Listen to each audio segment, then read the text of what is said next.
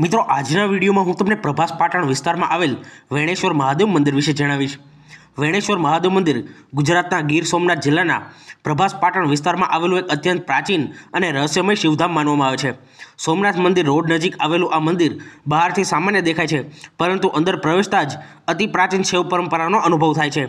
અહીંનું મુખ્ય શિવલિંગ ખૂબ જ વિશેષ માનવામાં આવે છે, કારણ કે તેના પાછળ નાગફણાની આકૃતિ જેવું પથ્થરીય સ્વરૂપ દેખાય છે, જે મંદિરને અનોખી ઓળખ આપે છે।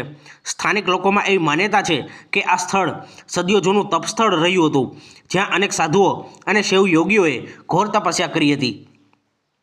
પ્રભાસ ક્ષેત્ર પોતે જ મહાભારત કાળ અને ચંદ્રવંશના ઇતિહાસ સાથે જોડાયેલું હોવાથી વેણેશ્વર મહાદેવનું સ્થાન પણ આધ્યાત્મિક રીતે અત્યંત પવિત્ર માનવામાં આવે છે। કહેવામાં આવે છે કે સોમનાથ પર થયેલા અનેક આક્રમણોના સમયમાં આ વિસ્તારમાં આવેલા નાના શિવસ્થાનોને ભારે નુકસાન થયું હતું, છતાં વેણેશ્વર મહાદેવનું આ સ્થાન ભક્તિ અને શ્રદ્ધાના બળથી સતત જીવંત રહ્યું।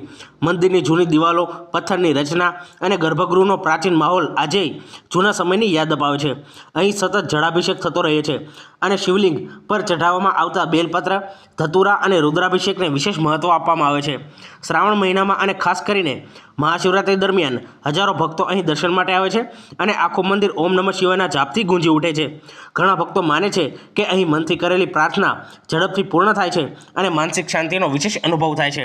મંદિરની આજુબાજુનો શાંત વિસ્તાર અને પ્રભાસ પાટણની આધ્યાત્મિક ઉર્જા આ સ્થળને વધુ દિવ્ય બનાવે છે।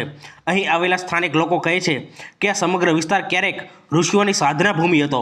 પ્રભાસ ક્ષેત્રના ઇતિહાસમાં વેણેશ્વર મહાદેવનું સ્થાન ભક્તિ, રહસ્ય અને શૈવ પરંપરાની જીવંત નિશાની તરીકે માનવામાં આવે છે।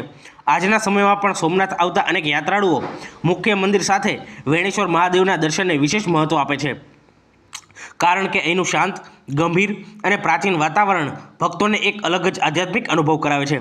મિત્રો, તમને મારા વિડીયો સારા લાગતા હોય તો વિડીયોને લાઇક કરજો, તમારા મિત્રો જોડે શેર કરજો અને તમે ચેનલ પર નવા હો તો ચેનલને સબસ્ક્રાઇબ કરી લેજો। તમને ડેઇલી આ ચેનલ પર નવા મંદિરો વિશે માહિતી જાણવા મળશે અને મેં મારી ચેનલ પર આવા બીજા ઘણા બધા ભગવાન દેવી દેવતાઓના મંદિર ઇતિહાસના વિડીયો બનાવે છે, જે તમે ચેનલ પર જઈ જોઈ શકો છો।